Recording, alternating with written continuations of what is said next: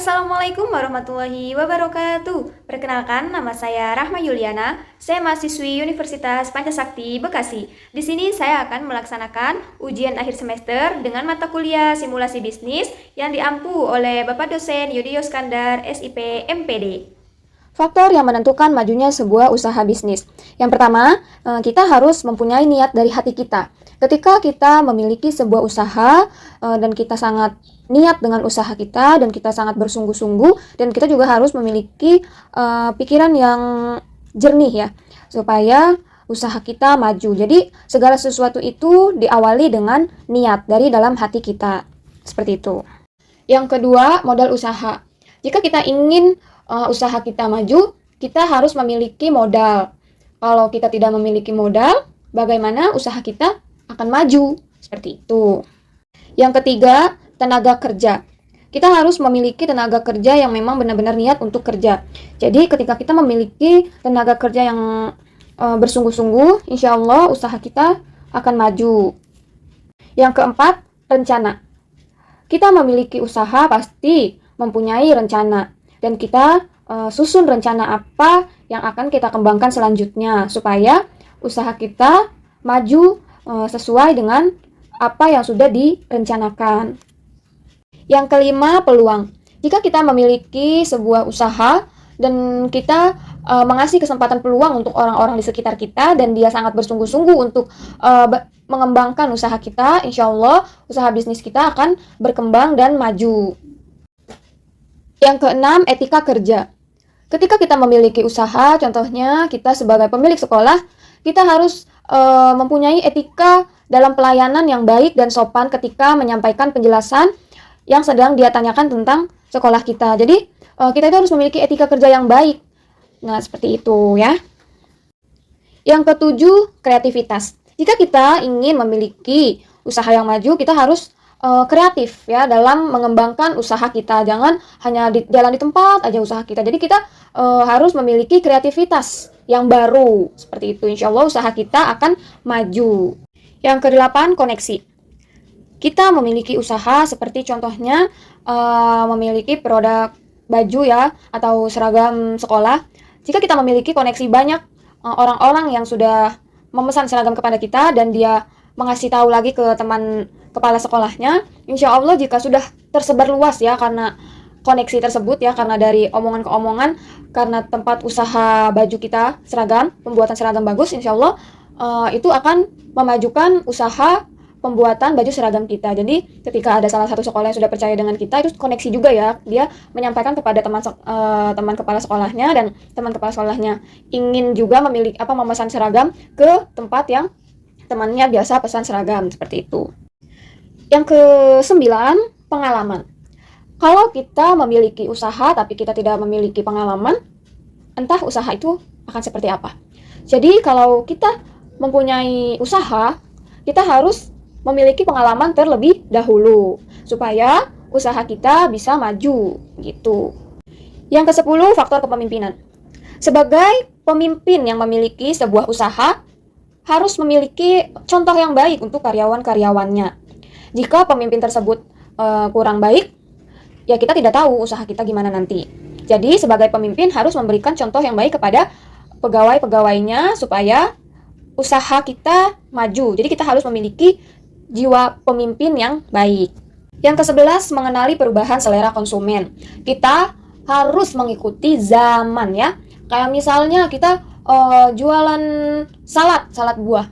Kita hanya jualan di rumah saja, kita tidak mengikuti selera yang sudah berkembang di zaman sekarang. Misalnya ada yang sukanya salad buahnya manis, ada yang sukanya asam, seperti itu. Jadi kita harus mengikuti selera konsumen kita, seperti itu ya. Dan juga kita harus mengikuti zaman. Yang ke-12, lakukan inovasi. Kita harus memiliki ide yang baru supaya usaha kita maju dengan pesat. Jangan hanya itu saja yang kita jalankan. Jadi kita harus memiliki inovasi, ide-ide baru kita keluarkan, seperti itu. Yang ke-13, manajemen. Kita harus bisa memanage keuangan kita supaya usaha kita maju ya. Kita harus memanage dengan rapi, berapa pengeluarannya, berapa pemasukannya. Jangan sampai kita tidak memanage keuangannya dengan baik, seperti itu. Yang ke-14, semangat kompetitif. Di mana semua pemilik usaha pasti memiliki semangat yang sangat kompetitif ya. Selalu ingin berlomba-lomba supaya usahanya maju sangat pesat seperti itu. Kita harus memiliki semangat kompetitif. Oke? Dan yang terakhir, ke-15, lokasi. Kita sebagai pemilik usaha harus memiliki lokasi yang sangat strategis dan dekat dengan warga. Jangan kita membuka usaha yang lokasinya jauh dari warga gitu. Jadi kita harus memiliki lokasi yang strategis ya, terjangkau gitu, dan juga lokasi yang baik juga gitu. Jadi kita harus mencari lokasi yang memang terjangkau dengan warga selanjutnya. Faktor yang menentukan mundurnya sebuah usaha. Yang pertama, visi dan misinya tidak jelas. Bagaimana usahanya mau maju kalau visi dan misinya itu tidak jelas? Itu akan membuat kemunduran ketika visi misi kita tidak jelas apa yang ingin dituju gitu. Kedua, kemampuan manajerial yang minim. Ketika kita memiliki usaha tapi kita tidak bisa memanage keuangan, disitulah kita akan menjadi mundur mempunyai usaha. Jadi ada kemunduran karena kita tidak bisa memanage keuangan dengan baik. Jadi penghasilannya kita nggak tahu, pengeluaran kita nggak tahu, jadi malah minim, hasilnya minim, dan disitulah usaha kita menjadi mundur gitu. Ketiga, pengalaman dan riset. Ketika kita tidak memiliki pengalaman, seperti contohnya dalam mempunyai usaha cukur rambut, tapi kita tidak mempunyai pengalaman dalam mencukur rambut konsumen, dan konsumen itu akhirnya marah karena kita tidak rapi dalam memotong rambutnya dia.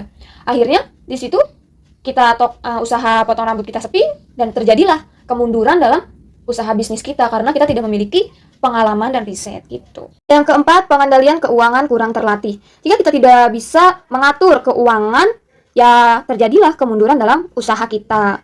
Kelima, berbisnis dengan modal hutang tanpa perhitungan. Ya, sangat kacau jika kita berbisnis tapi modalnya boleh minjem dan kita tidak bisa memperhitungkan keluar masuknya uang. Disitulah usaha kita akan terjadi kemunduran karena kita tidak bisa memperhitungkan dengan modal yang kita boleh pinjam dengan orang lain. Seperti itu. Yang keenam, tempat atau lokasi yang tidak strategis. Ya, kayak misal kita memiliki usaha tapi di tengah-tengah hutan, itu sangat tidak strategis. Dan disitulah usaha kita akan mundur. Bagaimana mau maju? Jadi kita harus memiliki tempat atau lokasi yang sangat strategis gitu. 7, pengawasan peralatan dan aset bisnis tidak maksimal.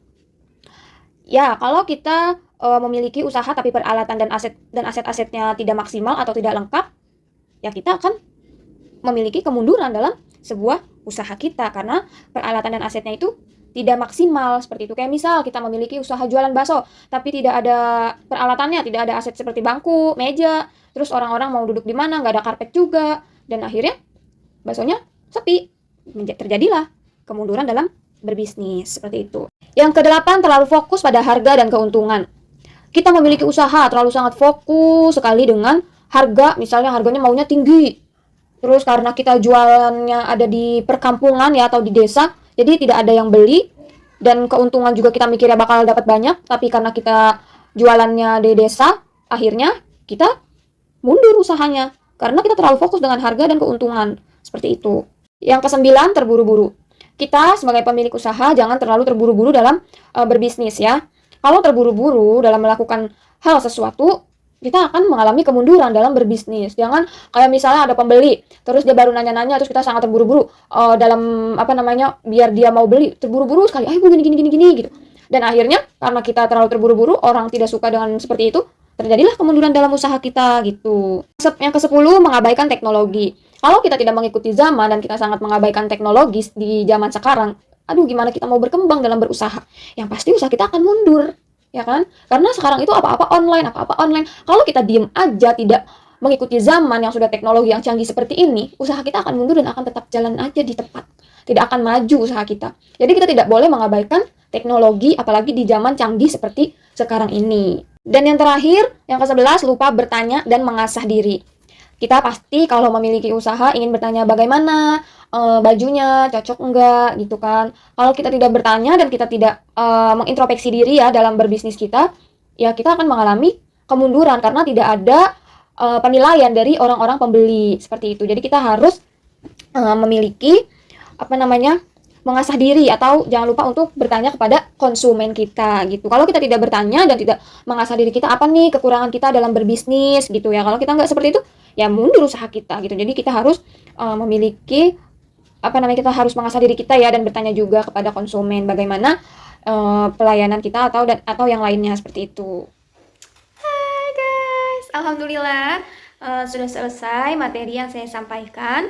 Semoga bermanfaat untuk kita semua. Kurang lebihnya saya mohon maaf. Wassalamualaikum warahmatullahi wabarakatuh.